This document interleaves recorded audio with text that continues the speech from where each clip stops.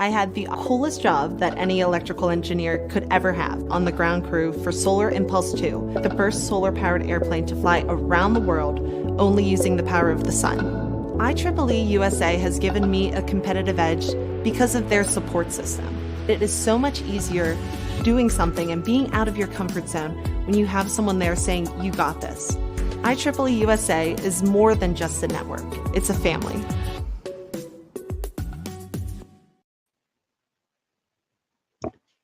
Good afternoon, everyone, and thanks for tuning in to today's IEEE USA Livestream webinar, Step into Your Zone and Thrive. I'm your host, Jonathan Cho. This is the third and final webinar in our Elevate Your Impact series presented by Certified Executive Leadership Coach Erin Urban. For information on our first two series, you can check them out through the link we provided in the screen below, as well as in the comment section. IEEE USA's goal is to create programming that is valuable, relevant, and of interest to you. As such, we will be sending a short survey to all registrants after this event and would love your feedback. We value your opinions and would appreciate it if you could take a few minutes to share your thoughts. Along with being an executive leadership coach, Erin Urban is an international speaker, neuroscience nerd, and host of the Career Coffee Chat podcast.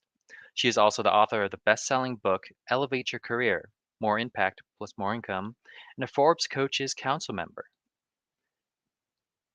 Excuse me one second. Certified in leadership psychology with over a decade in mentoring and coaching successful professional transformations through one-on-one coaching and group workshops. Without further ado, I'll now pass it off to our presenter. Welcome back, Erin. We're excited for what you have for our audience today. Thank you for welcoming me to the show and such a great introduction. I want to say hi, good morning, good afternoon, and good evening for all of you, wherever you are tuning in from around the world. I'd love to hear from you. Where are you tuning in from today? And most importantly, what would you like to see from our session to talk about Step into Your Zone and Thrive? Now, I'm sure that when you read that title, something left out at you, and I'd love to hear what that something is. So when you have a moment, share where you're from, give us a shout. I'd love to welcome you to the webinar today because I'm excited to share with you how you can unlock your zone of genius. Our chat today will focus on how you can align your personal and professional life to your core purpose. Now, each one of us possesses a set of gifts and strengths, yet very few of us actually fully leverage their potential. This is you if you feel stuck, misaligned, not exactly in sync with your career, and maybe unsure where to go or even how to even leverage your strengths to begin with. Or if you feel like you have to put on an act every day and wear a mask into the workplace or whenever you log on Zoom. Living in what I call your zone of genius is not about faking it till you make it. In fact, it has nothing to do with working harder. You can achieve much more by doing less when you're in your zone of genius. So please, when you chat, you hop on today, I'd love to see you, love to hear from you wherever you're tuning in from around the world. Because oftentimes this is how we feel. We feel stuck on the quote unquote hamster wheel in our personal and our professional lives. Why? Because we tend to self-medicate by using busyness as a coping mechanism. When things aren't going well, we get busy. When we want to get ahead in life, we think busy is the answer. The problem with that thinking is, even if you win the rat race, you're still a rat. Working harder isn't the answer. Hard work only ever resulted in, you guessed it, more hard work. That was certainly me many years ago. I was convinced that by working super hard, staying late on Fridays when I should be out having fun in my early 20s, coming in on the weekends and taking on all the tough projects, I would be noticed and I would rise up in the ranks in my profession and in my industry. But that didn't seem to happen quite the way I thought it was going to. Working hard did not get me ahead at all. It just seemed to get me more hard work. In fact, I got tapped as the person who put out all the fires. So they had a really tough client. Give it to Erin. She'll take care of it. I felt miserable and I felt stuck. Fast forward to now, I can achieve more in 4 hours than I ever could in 12. And it's not because I have some magic potion, not because I found the secret grail like Indiana Jones or something like that. Now, it took way too long, in my personal opinion, but it took some time for me, almost 40 years, in fact, for me to finally connect to my zone of genius and live my best life. But that was through trial and error and study and research. I studied success for most of my adult life. And what I've found is individuals tend to thrive and achieve more and get ahead when they're in their zone of genius. Now, you may be asking, what the heck is a zone of genius anyway? Good question. It describes a state of being that unlocks your fullest potential. Make sense? It's similar to being in a state of flow. Some of you have heard of the state of flow where artists are in a state of flow and they're very creative and they effortlessly produce amazing pieces of art. What's similar to that, but more?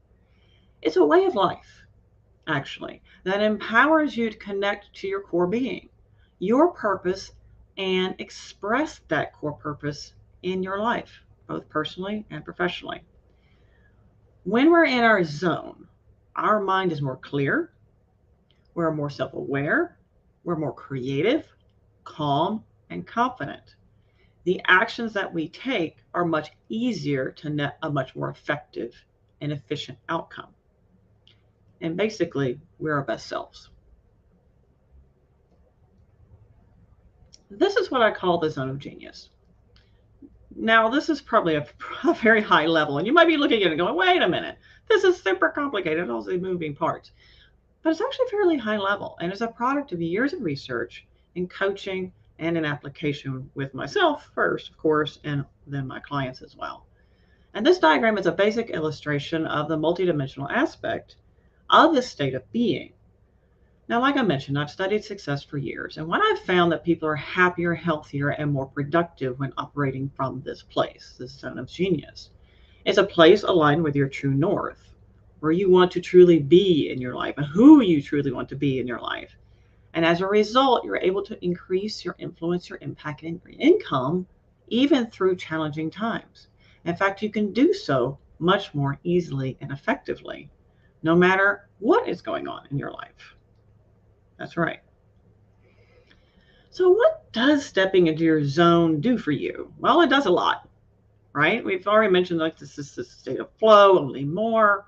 And some of these areas are just a few areas that I see immediate results with those that we work with.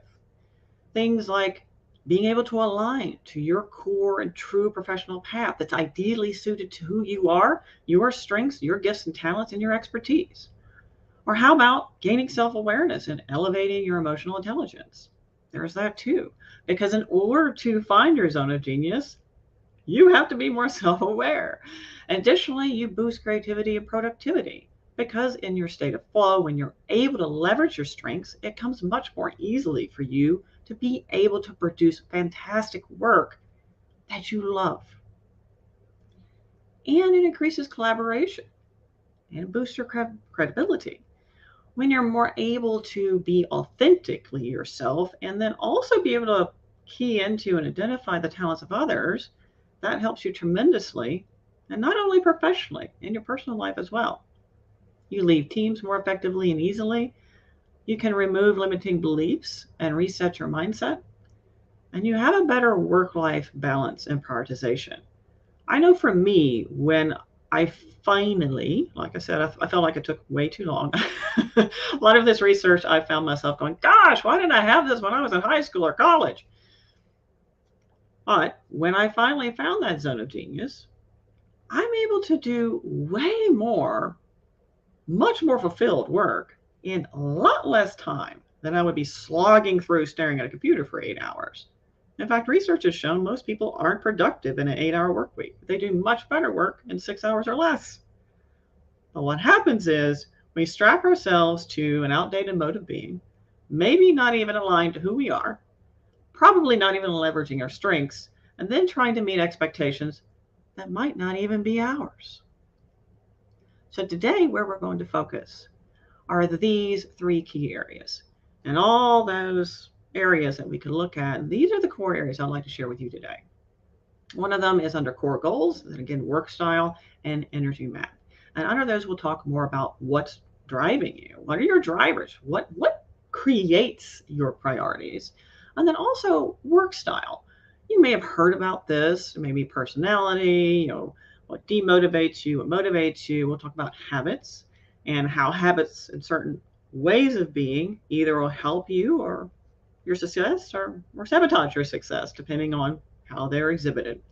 And your energy map, most importantly, what gives you energy and what drains you. And it's a fantastic gateway into understanding what your true strengths are and how you can leverage them anywhere you are, whether that's personally or professionally.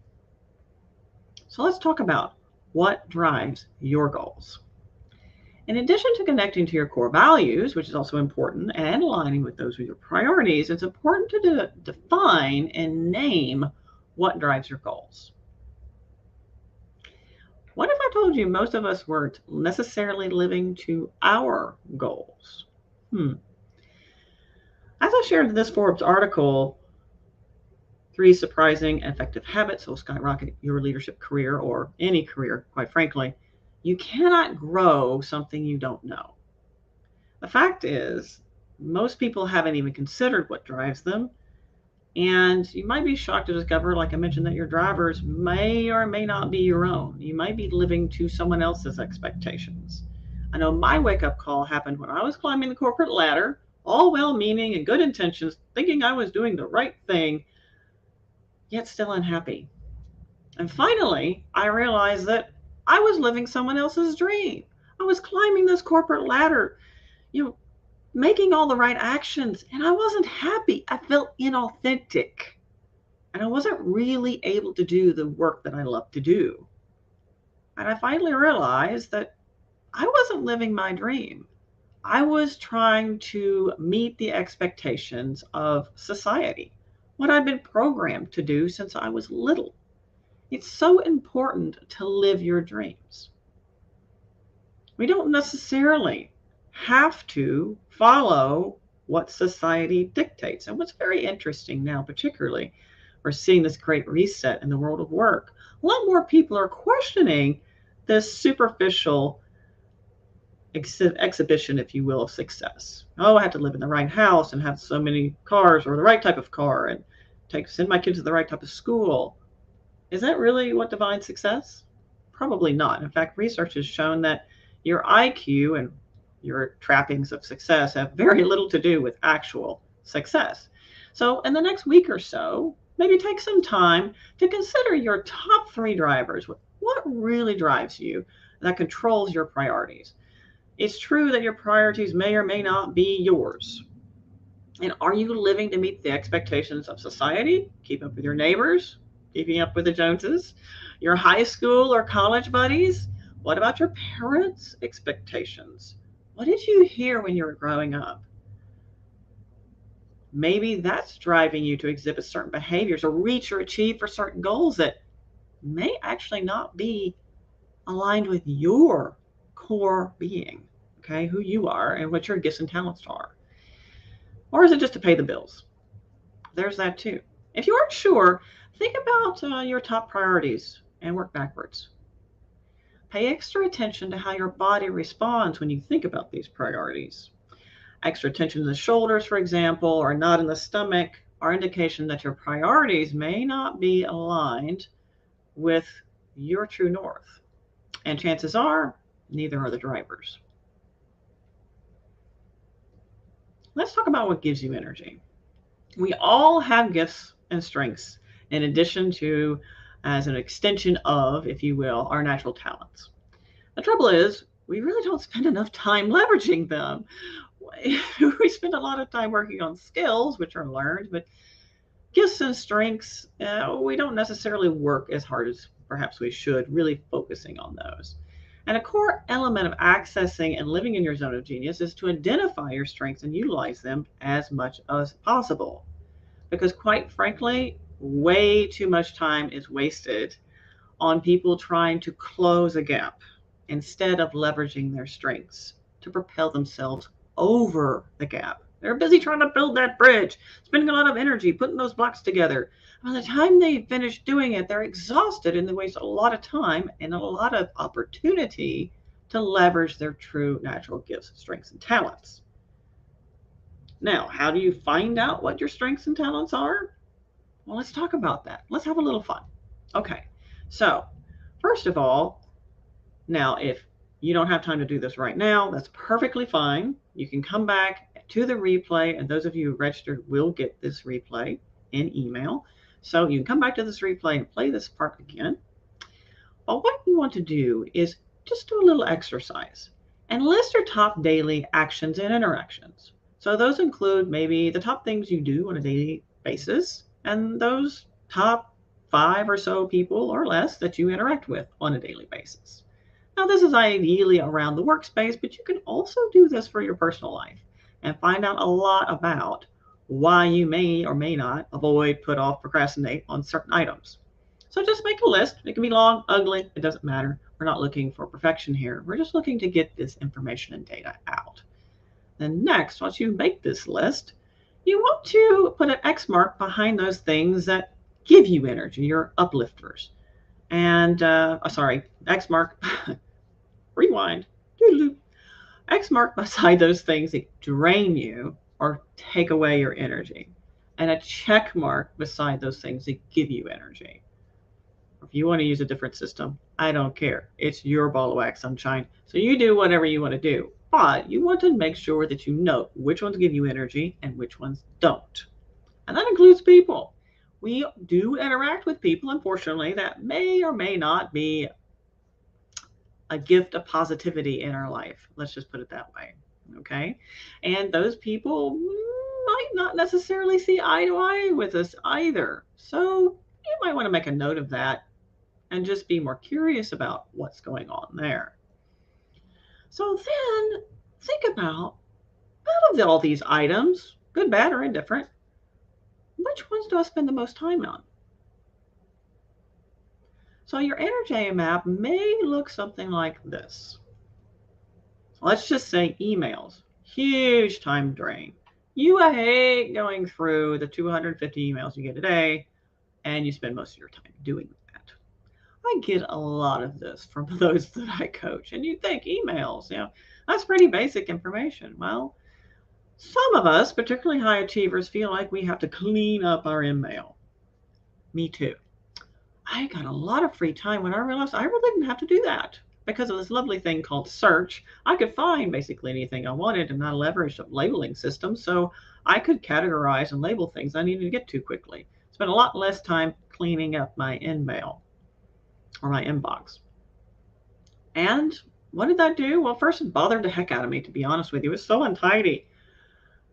I'm not getting any gold stars or getting paid more because my inbox looks tidy.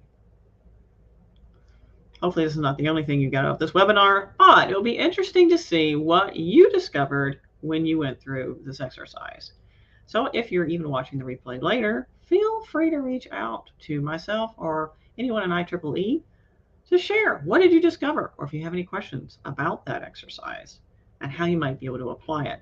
So some top ways to apply this now that you've gone through that and understand, okay, this really drains me, but I spend a lot of time here. What can I do to adjust? Well, consider your role, for example. Is it truly aligned with your strengths?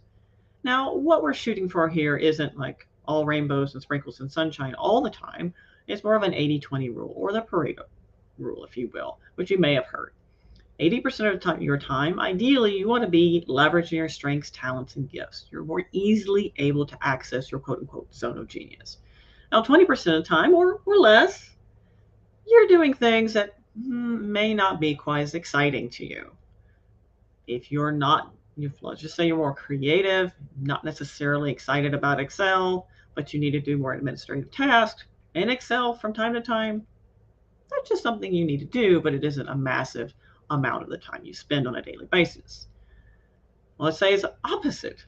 You're asked to be creative and that's not your jam, but you love Excel, right? But we don't want that to be the majority of our time. We don't want to be spending a majority of our time on things that, quite frankly, don't give us energy. Now, some people say, oh, but you should seek, spend time outside of your Comfort zone. Get comfortable with discomfort. Yes and no. I tell people this, everything in moderation. It's like going on a diet, okay? It's fine to go on a diet. Usually what happens is it's a short-term win, and then long-term you end up gaining the weight back because it's too restrictive. So everything in balance, right? Yes, seek discomfort and be outside of your comfort zone and do things that might initially drain you when you have a balance to get that energy back into your system. Take, for example, a client that I was talking to just yesterday. She is flying to New York to go to a board meeting, and she is a more reserved individual. This is massively draining for her. Okay. So we talked about what she could do, tiny habits, small actions that she could take to make sure she has more of an energy balance. So she's not pulled so far outside of her quote unquote zone of genius that she's not able to be present, clear, calm, and confident when it matters most. So hopefully that makes sense. So let's talk about what else you can do to elevate your impact. What about your gifts? Have you uncovered your core natural talents and how you can bring those to bear in your career? Aligning your gifts and talents to the leadership model is extremely important. And also being able to, within reason, plan around your peak energy zones. Now that most of us or more of us are working from home, we have a little bit more flexibility in when we decide to work. Now there are those meetings that are scheduled, and obviously if we have to be to them in those meetings, we have to be there. But outside of that, unless your work is, I don't know, somehow attached to some sort of time calculation system, or they're watching when you log on, God forbid, you can work pretty much whenever you like within reason. So if you are not a morning person and you get more energy after midnight, well, it's your life. You do that. If you're a morning person and get all of your productive work done in the morning, then leverage that time. And remember, by and large, unless you have a very controlling company, you own your calendar. That's a big wake up call for a lot of people. And I'm still trying to retrain my husband to help him understand that he controls his calendar as well. So if you're not sure if you can control your calendar, you can control your calendar. Now, I want to take a moment and just look at the chat because I realized that I had it on private chat, not comments. I was like, not seeing anybody. So I want to welcome people tuning in from around the world. We got Philadelphia tuning in, Iowa, Seattle, Minneapolis. Great to see you, New Jersey, Maryland as well, Tampa, Florida, Galveston, go Astros, woohoo! Maryland, all sorts of folks tuning in from around the world. So let me know if you have any questions so far. I am looking now finally at the comments. Now I got to run the right screen. So can you connect your gifts to what's important for the leadership team? Now, for a lot of people, they don't necessarily understand how much they actually drive their careers and how much you actually impact people, because you do. You have a lot more impact and you have a lot more control over your career than you recognize. One of the biggest mistakes that a lot of my clients make is initially thinking that other people will notice when they work really hard. I work really hard and other people will notice. Well, no, they're not. They're not going to notice. And the reason they're not going to notice is because everybody's dealing with their own stuff all the time. So they don't have the middle bandwidth, particularly now, to keep in mind everybody else's, where they are, where they want to go. And just because they're working really hard, honestly, leaders are so tapped out in energy that they just figure, oh, they're working really hard here and they're doing a great job. That must mean they like it. Right? So oftentimes you stay stuck in the same spot, not necessarily moving up to leverage your zone of genius. Another client I was speaking with, and this is what I'll share with you as well. If you're thinking to yourself, I really want to leverage my gifts and strengths and talents more and operate in that place where my zone of genius is leveraged on a more frequent basis, but I don't really see that in my current role. And I don't necessarily want to just job hop because it might not be grass, might not be greener on the other side of the fence, if you will. So what can I do now? Well, I'll give you a piece of advice. First of all, make sure you leverage all your resources where you are now before you decide to leap to something new. Now, to be fair, if you are in a toxic work environment and you just don't see a way out, get out, because that will certainly zap every bit of energy you have, and you will not be able to access your zone of genius or be productive at all. If that's not the case, use your voice. A lot of us don't, particularly high achievers. Like I said, we feel like that by working really hard, we'll just naturally move up. I mean, that's what happens. No, it's not what happens. In fact, oftentimes by working really hard, particularly in something you don't like, you tend to be stuck with more of that, and that's not what we want. We want to be able to leverage our gifts and talents. We want to be able to access that zone of genius. So, what if I told you you could actually make a business case for yourself to key stakeholders and decision makers, and perhaps have them even make a role for you? It works. I know that I and many of my clients have taken that leap of faith and had it work out very well. My particular situation, I applied for a role I knew I wouldn't get. I didn't want it either. It was a COO role. There was no way. It was 2 pay grades ahead of me, or 3, and there was no way I was getting it. However, it did give me great access to key decision makers, even the CEO, because it was a COO role. Yeah, the CEO was going to interview me as well. Nice man, he politely asked me, why was I applying for this role? Not in so many words. And I said, you know what, Stan? It's not that I feel like I'm the best candidate for this. And I'm not here to waste your time. Really? Tell me more. Well, you only know me for what I do on a daily basis. It's not as if I'm going around with my resume plastered on my forehead or a list of skills and expertise that I have outside of the role that I'm doing. He said, well, that's true. There's a lot of expertise and skills and knowledge and areas that I'm passionate about that will actually help this company grow. Really? You have my attention. Tell me more.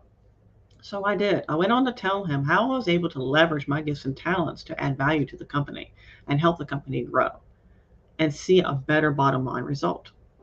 Now, that gets their attention. About 4 or 5 months later, tops maybe, they made a role for me, and it was a cross-functional regional leadership role, and exactly what I'd wanted.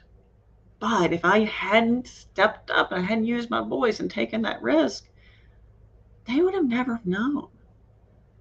Please, particularly now, so those of you watching live, you know this is in the fall season in America. We are building budgets for the next year.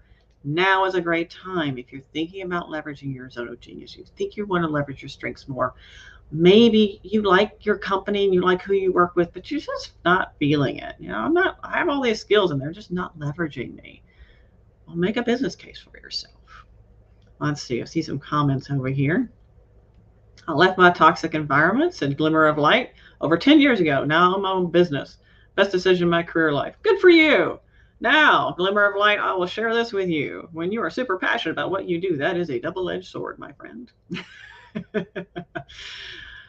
When you're passionate, this is something else that's really important for people to know about elevating your impact and in your zone of genius. It's great to connect your purpose to your passion to leverage your potential. And yes, I'm addicted to alliteration too. This is great to do. And also be self-aware. True story. I burned myself out almost twice in my own business because I'm super passionate about it. I can work many, many hours and just love every minute of it.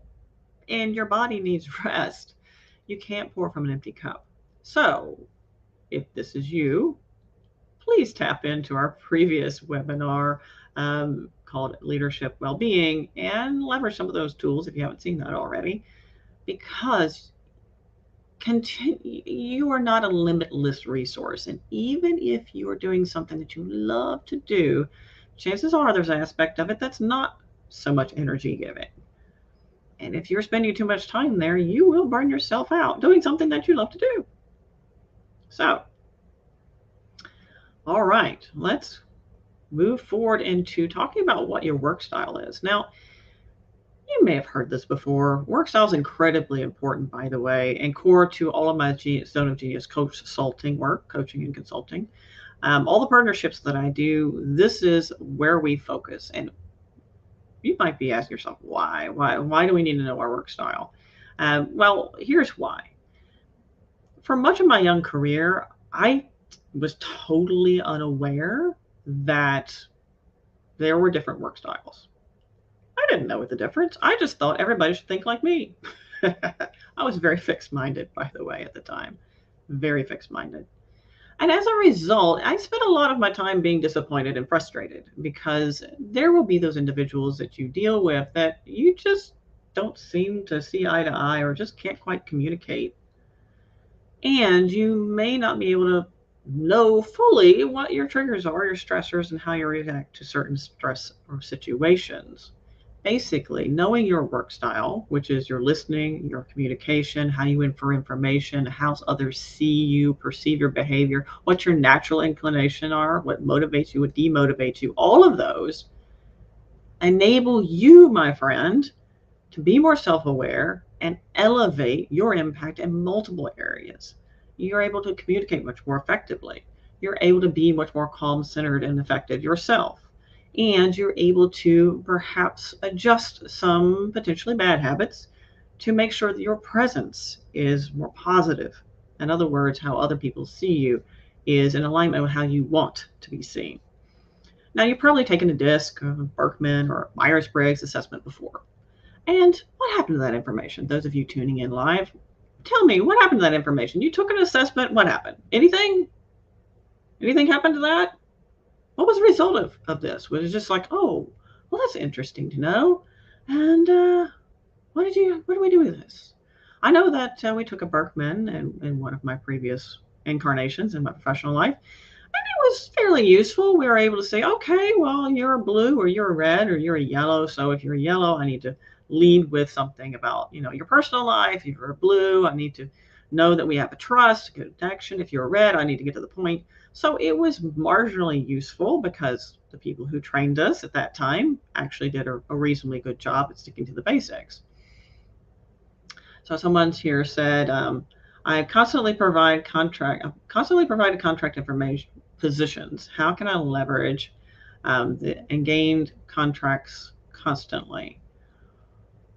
Well, let's get back to this in the Q&A because this is going to take me longer than probably a few moments. So I'll come back to you, Wanda, and the Q&A. All right. So we'll come back to that question. But I'd love to hear from you, if you've taken a work style assessment before. Because more than likely, what it became was a labeling process. You're a D, you're an I, you're an S, or in Myers-Briggs, you're an INTJ. But there was no tangible outcomes. Maybe, like my story, you knew a little bit about something, but there really wasn't any depth to that information. Well, here's why it's important. With the work that I do, it's not a labeling process. It's the first step in becoming what we call self-aware, because you cannot grow something you don't know. And when we don't have all the information, the data about who we are, and then start to get some insight into how other people communicate, listen, infer information, etc., it's very difficult to influence others effectively or even show up how we want to show up. Like for me, I thought I was doing all the right things. In reality, I was being a real jerk and hard to work with. But I didn't know that at the time because I had no idea that I was a D, and at that time I was a DC, which is extremely fixed at the time. I'm not saying if you're a DC that you're fixed, but unless you are aware of it, you can't necessarily shift some habits that might not connect very well to others. Because here's the facts.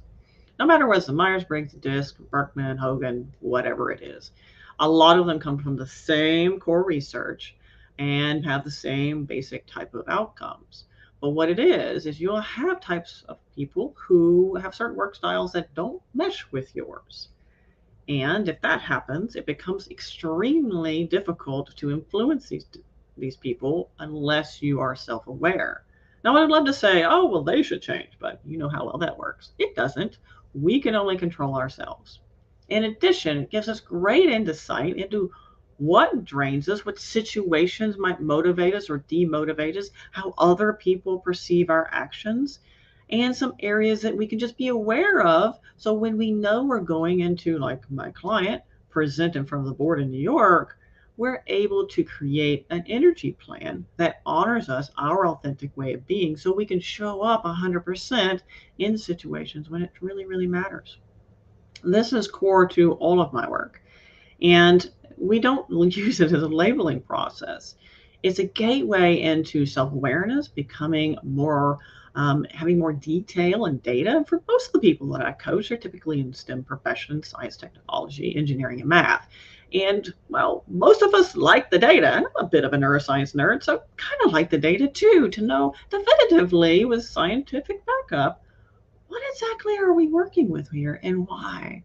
What's going on? Why is it when I talk to this person, they just don't get it and I don't understand why? Or maybe they don't want the details. I'm trying to give them this lovely information, but they just want it high level and they're just making decisions off the cuff. I don't understand. Well, probably they're an ID and probably you're more detail oriented and they're not.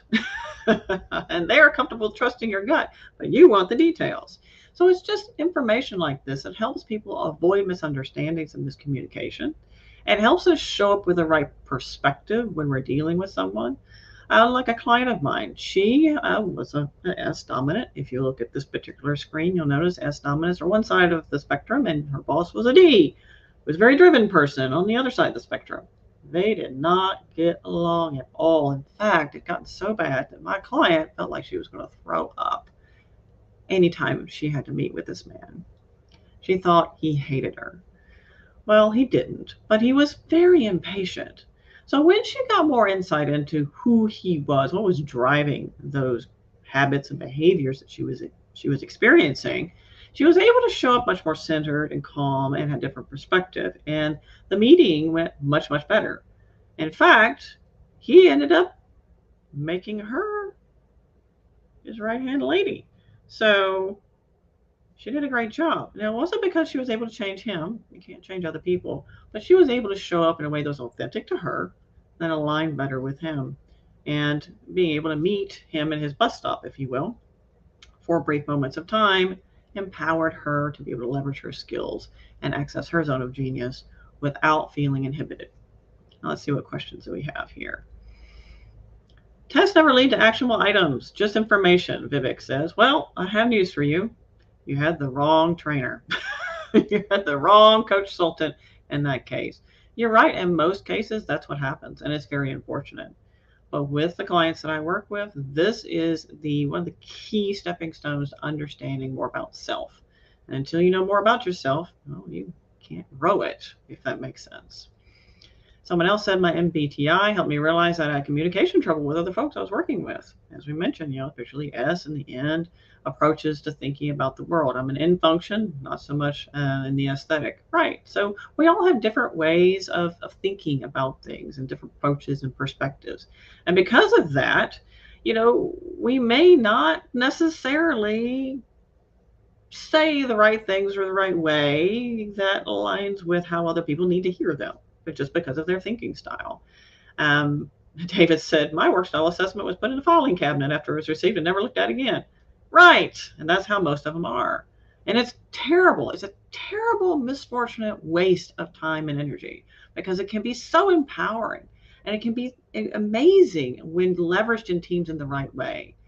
But here's the thing, it's either way too complicated and above people's heads, or the what's in it for me isn't very articulated very well. So like I just told you now, you're able to do all these things when you leverage this the right way. It's not just a labeling system. And actually being able to understand yourself at a deep level and able to understand others at a level just empowers you and lifts up everybody because of that more collaborative experience, if that makes sense.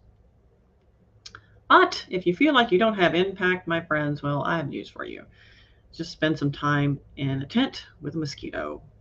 Even the smallest person, even they feel like they're insignificant within their company, everybody has impact. In fact, even the most reserved person who thought going into lockdown and the pandemic was the best thing ever and never wanted to leave their house, even that person impacts over 20,000 people in their lifetime. Okay. So if for any reason you feel like, oh, well, me impacting others or leveraging my zone of genius won't make any difference, that's absolutely incorrect. You, my friends, have much more power than you give yourself credit for. And it's my hope that during our time together today, you've taken the first step into understanding how to crack the door and start to peep in at your zone of genius and understand how to know what your drivers are and your priorities and where are they coming from, and most importantly, where are they aligned with who I truly am, and then what gives me energy and what drains me, because that gives me great insight into what my core strengths are. And most importantly, if I'm designing an ideal path for myself, whether it be personally or professionally, am I doing that in alignment with my true north? And then also, most importantly, can I get more data about who I am as a person that enables me to impact others at a much more deeper level and much more meaningful level? Instead of just always operating on the transactional, the superficial, which we do quite a bit, particularly in the digital space, can I take that to another level? So you, my friend, elevate your impact, because, doggone it, you're worth it. Now, if you're interested in learning more and some free resources, I have created one link for you to go to access some resources. They're available. This is what they look like when you go there on your smart device or your computer if you prefer. You can scan this or type this in, and you're welcome to screenshot this if you'd like. One of these is a work style promo that I'm doing right now specifically for this webinar series that you're welcome to access. And what that is not a labeling system. It helps you take a deeper dive and the first step into opening the door to your zone of genius. And it does come with a full debrief with yours truly. So you'll be able to get that work style report and a work style workbook that will go on long after our time together. In addition, we will also get some resources that are available for you, complimentary. So this is a one-stop shop. You can also access my best-selling book, podcast, blog, etc. Tons of resources here for you. So please do take advantage of that. Without further ado, I'd love to answer your questions. Feel free to reach out to me on LinkedIn, YouTube as well. I'm on Twitter every now and then, but not really. So let's talk about what we have here. I want to definitely go back to Wanda's question. She said she was getting more contract positions, and how can I leverage when my contracts constantly come to an end? Right. So how can you leverage your zone of genius? Well, Wanda, your zone of genius is yours. So I hope that makes sense to you. You own that. So one's zone of genius does not terminate when a contract's over. Your zone of genius is yours. And as a contract individual, hopefully you have a lot more latitude with what you do with your time and when. So you're able to leverage your own calendar as if it was your own, I hope, and make sure that you are working in those times which give you energy and working in a style that gives you energy. So by being more curious about yourself and opening up that self-awareness and starting to understand who you are, so you can then step into your zone of genius, it doesn't really matter whether or not you're in a contract position or full-time. Now, if you're talking about impact and influence, well, actually, I can do quite a lot in quite a short period of time. And the more you know about your work style and your strengths and gifts and natural talents, the better able you are able to show up 100% your authentic self in a much more effective and shorter time frame, versus trying to figure it out, muddle through, and that didn't work, and maybe we'll do something else, and maybe the contract's already ended by the time you make any meaningful relationships. And Wanda, I would also challenge you to take those relationships forward, even though perhaps the contract has ended. If you made a meaningful connection with someone, continually follow back up with them. For those of us who are very busy, and I think that's pretty much everybody, make time in your calendar. And that's what I do. I'll actually set aside a day a month to do intentional outreach to those in my network. So that's helpful advice to anybody, whether you're working on your zone of genius or not. That's helpful to keep those relationships alive. So, Gwanda, if you have any more questions, feel free to pop that in the comments. I'm happy to help with you. Anyway. Let's see. Frank says, old style performance evaluations seem to have fallen out of favor, been updated to fast feedback or reactive models. Yes, that's because attention spans are short and nobody can remember all that information anyway. Quite frankly, some of them are way too complicated. I lean into what's called an extended disc, which is superficially simple. It's easy to apply and remember. But the fast feedback is good, And that's more for behavioral and habitual adjustments. So feedback is another component of understanding how to adjust your presence or your credibility factor around others. So yes, fast feedback is fantastic. I highly recommend that. And I also recommend knowing more about yourself definitively, because whether or not you get feedback, that helps you align yourself with your quote unquote true north, or who you truly are. And he goes on to say, I find them useful to identify strengths and areas I need to improve. Yes, absolutely. So let's see what else we got here. Any help there, Jonathan? Who else has some questions? So I think that's it for the questions so far. So Mhm. Erin, first off, great presentation. Thank you so much. While we're waiting on more audience questions, I have a couple of my own that I'd like to ask. Sure. So first question is, and I think you went on a little about this a little earlier, but Mhm. what are your thoughts on the popular quote? And most people might have heard of this: "Do what you love, and you'll never work a day in your life." Love to hear your thoughts on that. Well, yeah. Okay. So let's have a little real talk. Like I mentioned before, being very passionate about something is a double-edged sword. You So there's the word work kind of sticks with me because we don't necessarily have a positive connotation around the word work, which is one reason why I stopped working in July of this year. I said no more working. Either I'm having fun in my professional life or it's not happening. So I have fun in my business, but I'm trying not to use the word work because I personally had a negative connotation with that. It was not helping. So anytime I would say to myself, oh, I'm going to go to work now, it's like, it's terrible. But irregardless. So, like I mentioned before, it's 80-20. It's not as if we will ever never do anything we don't want to do. Well, we all have to pay taxes and we all have to do things that may not excite us. But we know that's either a means to an end or it's a requirement for what we do, or to live in the United States, okay, or whatever country you're from. So for those things, we just need to basically get on with it and make sure that we have the right mindset perspective around it. Also, what we're shooting for here is predominantly in your zone of genius. Will you have a bad day? Probably. You're a human being. So am I. Not every day. It's like, yay, I'm going to go write another book every single day. No, that's not the way the world is, quite frankly. And it's okay to not be okay every day. What we're shooting for here is, first of all, knowledge is power.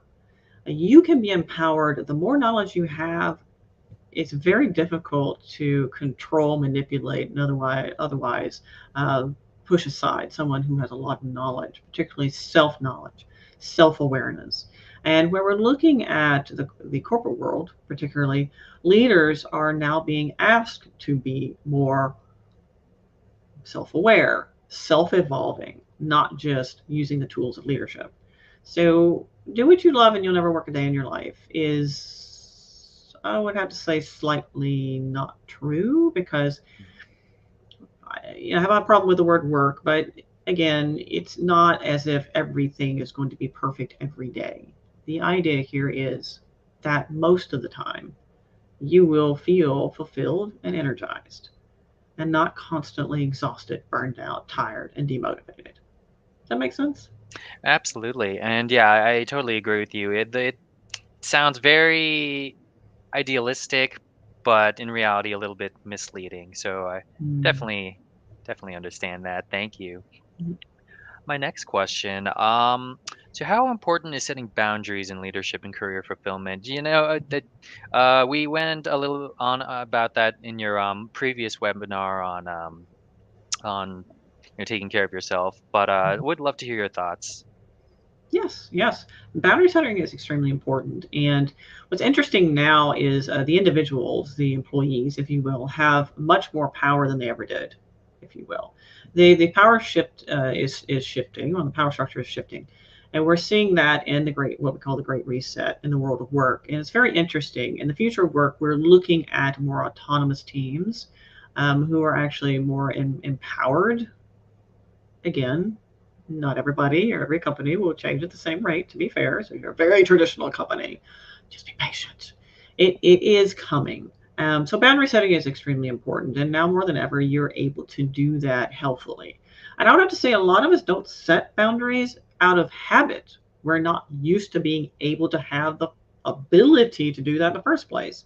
So if you're working remotely or even hybrid work, when you are in your own space, that's your own space. Okay. So, so I do recommend everybody have some sort of structure in their lives because otherwise you never get anything done. On the flip side, you have a lot more leniency than you recognize, perhaps. And I'm still working on my husband, like I mentioned. He thinks, oh, 8 to 5, 8 to 5, 8 to 5. So, whoa. Doesn't matter when you do this report. Do you need to do it from between 9 and 11 a.m.? Or does it matter if you do it from 8 to 10? Well, I guess it doesn't really matter. Okay, so then you can do something else between 9 and 11. Well, yeah, and you can work later. Yeah. Well, then why don't you do that? It's just retraining our brains. We're very used to this, drive to work, sit in our little office or cubicle or next to somebody at a shared bench or what have you, and then we drive home. And that's been this very structured rat race. Well, yeah, we don't need to shackle ourselves to that anymore necessarily. So boundaries are really, really important. And now more than ever, we're able to actually set those in a healthy way. Now, I wouldn't advise abusing them um, because Mhm. that won't work very well or go over very well, or it wouldn't give you the right presence that your brand that you really want. But yes, in a healthy way, absolutely set those boundaries. It's very important. Fantastic. Now, Thank see, Joseph has a question there, Jonathan. My you. workplace has a lot of inefficient meetings, too many people, topics, too frequent, derailed by one topic. Sounds like they don't know how to facilitate either, Jonathan and Joseph. How can I approach this so I can have more time in my zone of genius? Great. First of all, if you have the influence or near to a key decision maker, suggest that there be some meeting or facilitation training. I years ago became certified, and I'm a certified facilitator, and it's a skill that's fantastic. It's kind of like project management for meetings. It's wonderful, and being able to leverage that allows you to do so and manage meetings in a diplomatic and healthy way that makes sure that all ideas are brought forth in a good way while still keeping things on topic and on time, etc. And also being more cognizant about, are we honoring everybody's time here? Does all of these people need to be in the whole meeting? What does this look like? And now with technology, we don't necessarily have to have everybody sit through an entire meeting when their section's at the end. Maybe they come in later. So there's a lot of things that we can do that we're quite simply not doing. And that's a shame because we have a lot of technology. So if you can, suggest that. Can we have some facilitation training to help people better manage their time? Because chances are, Joseph, is if you're feeling this way, you're not the only one. So yes, I hear you. There are way too many meetings, and oftentimes for not, really probably topics that could have handled via email or a different method via Slack channel or what have you. So encourage that. If your company doesn't have a Slack channel, that's a good place to start. So hopefully I helped, Joseph. So we have another question here by Safar, I think. So it's one of our IEEE members, Mhm. esteemed members, Dr. Zephyr Takvi, actually. Thank you for tuning in. Yeah, So yeah, good to see yeah. you. Thank you. He said some people strive to find a job that they love, but there are others who, when they find that job, adopt them with honor. The second group is more successful. Is this correct? Well, um, maybe I'm not quite understanding. So some people want to find a job that they love, but there are others who, when they find a job, adapt to them with honor. I feel like there's a certain amount of adaptability and there's a certain amount of being authentic as well, Dr. Jafar, because yes, and let's also be cognizant about the shifts in perspective about what is important and priorities across different generations. We have generations coming into the workforce that they truly expect more effort being put forth by organizations to adjust to their needs than prior generations, if you will. So, and I'm not saying that one is right and one is wrong, because that's not the case. Quite frankly, with my generation, nobody talks about us. We're Gen X, who cares? Who cares about Gen X? But, we came in the workforce and we weren't given a choice. Here it is. Yeah, this is what you got. Deal with it. And we didn't really like it, but we put up with it. And some of us did so with a degree of honor, did so proudly. But also, there's a cost to adapting outside of one's natural ability, in an authentic way.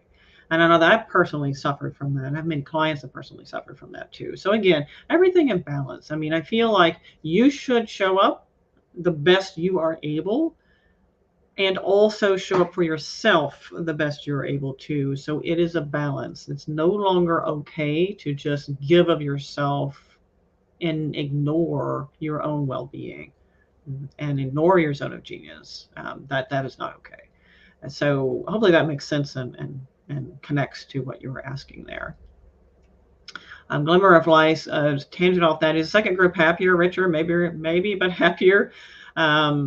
Anecdotal evidence suggests otherwise. Well, what's really interesting, you mentioned that glimmer of light. So the second group, who just adapts with honor and just kind of sucks it up, and it's a hustle and grind culture. No, the hustle and grind culture, which is, I think, more of the extreme than what he was suggesting, but hustle and grind is absolutely not more successful. They're more burned out. They tend to have more home life troubles and more health troubles.